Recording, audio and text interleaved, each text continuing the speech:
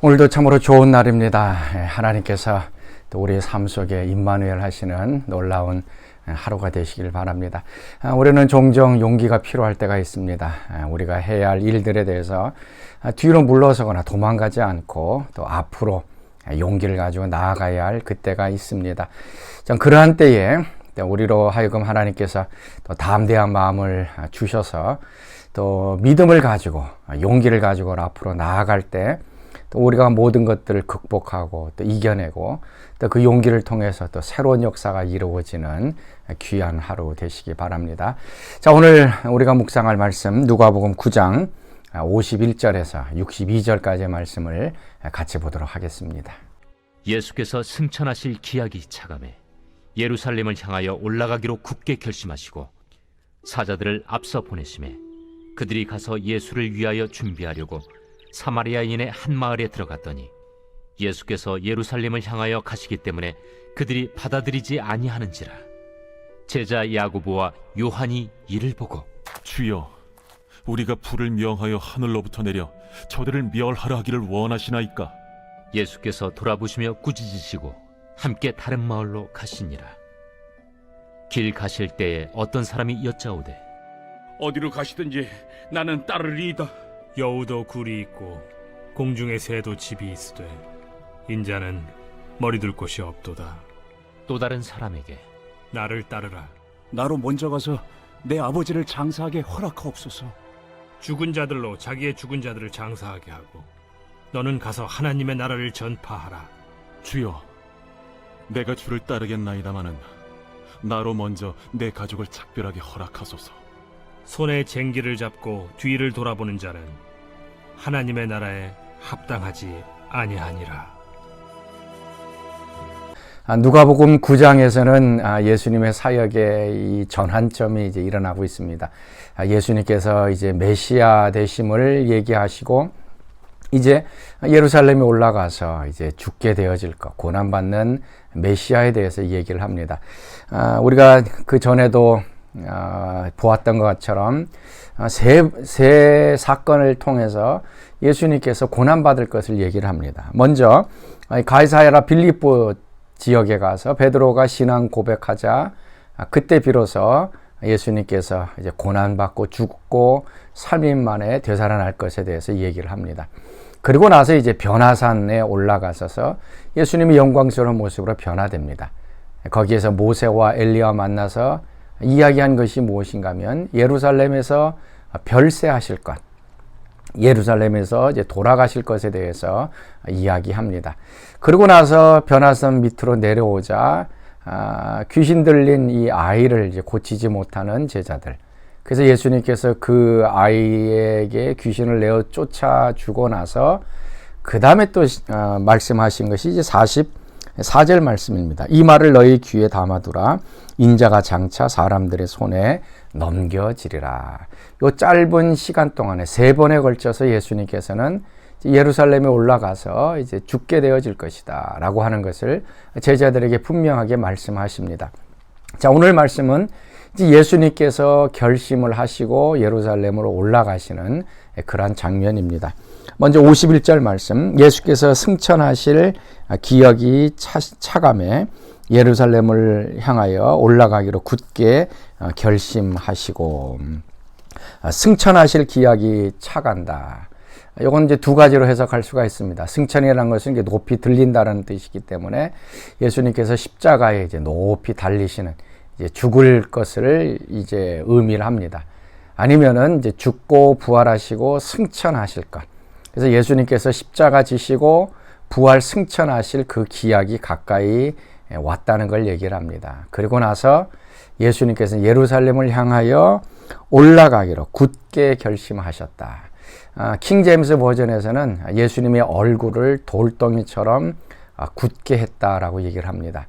예루살렘에 올라가면 고난받습니다. 그리고 죽게 되어집니다. 예수님께서는 그걸 아셨고 제자들에게 이야기했습니다.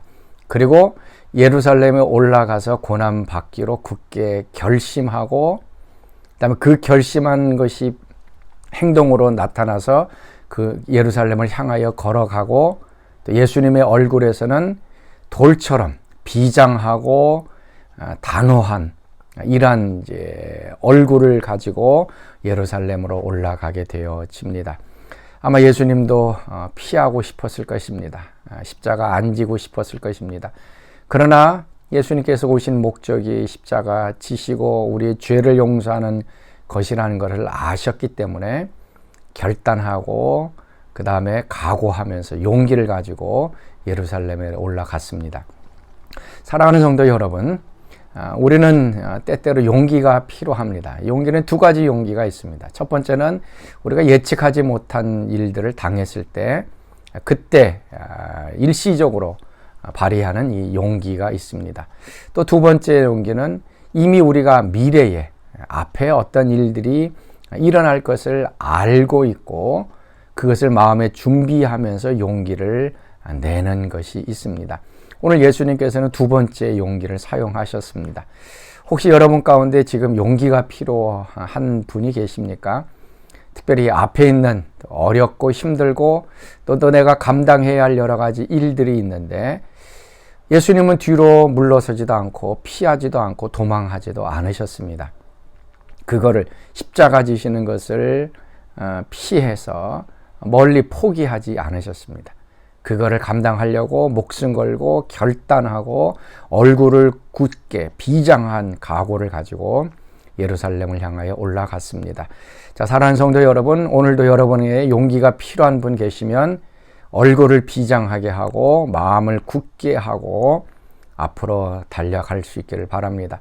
뒤로 물러서거나 도망하지 마시고 우리가 그걸 경험해야 할 일들이기 때문에 결심하면서 앞으로 나아갈 수 있기를 바랍니다. 이제 예수님께서 이제 예루살렘을 올라가실 때 사마리아 성을 통과해야 합니다. 그래서 52절 말씀 보면 사자들을 앞서 보내심에 그들이 가서 예루살렘을 위하여 준비하려고 사마리아인의 한 마을에 들어갔더니, 원래는 사마리아 성을 피해서 갔지만 이번에는 사마리아 성을 건너서 같이 지나서 가려고 합니다. 그래서 사자들을 보냈다. 아마 야고보와 요한을 먼저 보낸 것이 아닌가.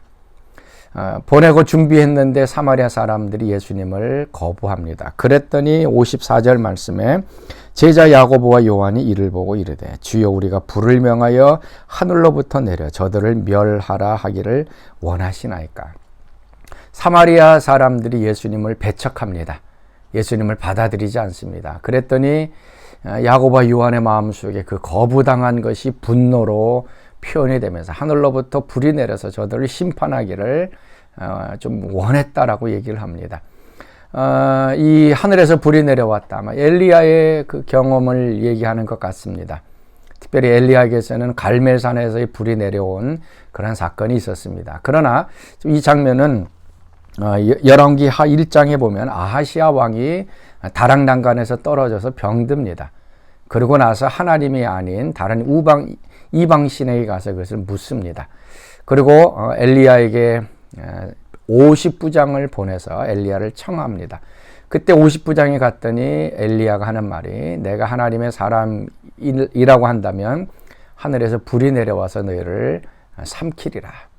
그래서 하늘에서 불이 내려와서 50명이 다 죽어버렸습니다.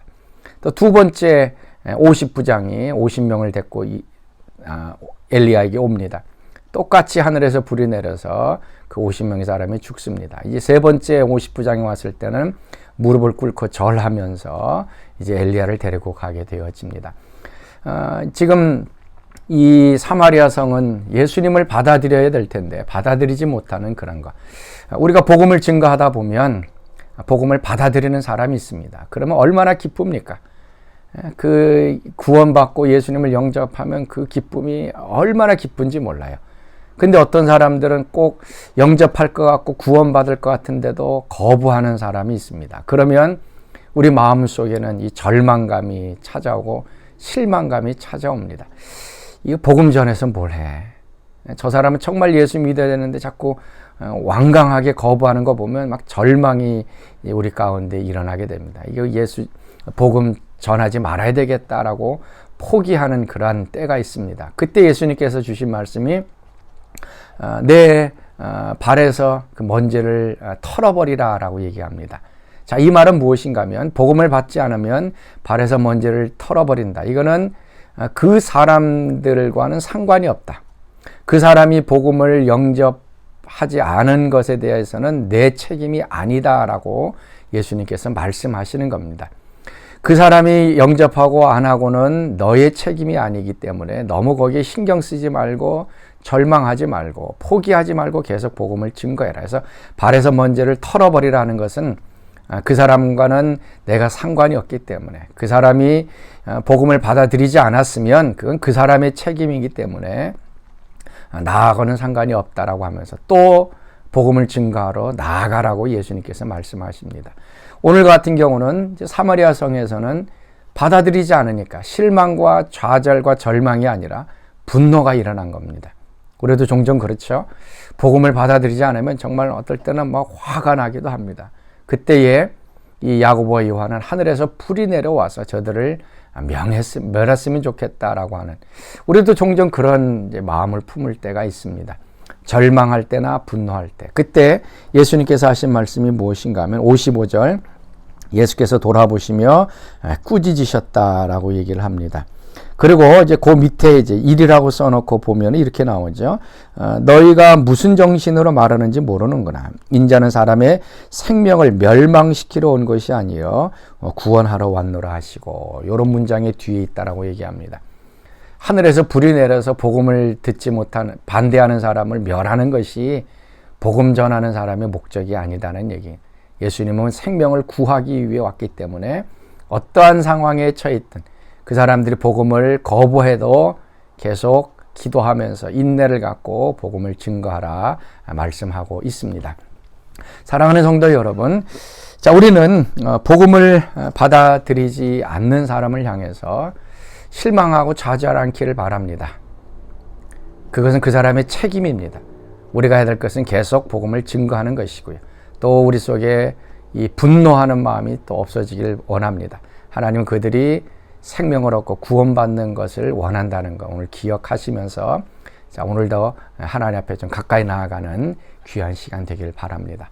우리 같이 기도하겠습니다. 하나님, 오늘도 용기가 필요한 사람들에게 하나님께서 마음의 결정을 주시고 담대함을 허락해 주셔서 예수님처럼 예루살렘을 향하여 담대히 나아가는 저들 되게 하여 주옵소서. 또 복음을 증거할 때에 용기 있게 증거하지만 받아들이지 않으므로 낭망하고 실망하고 분노가 일어날 때에 하나님 모든 것들을 우리가 잊어버리게 하여 주시고 또 계속적으로 이 복음을 증거하며 하나님 나라를 확장하는 저희들 되게 하여 주옵소서.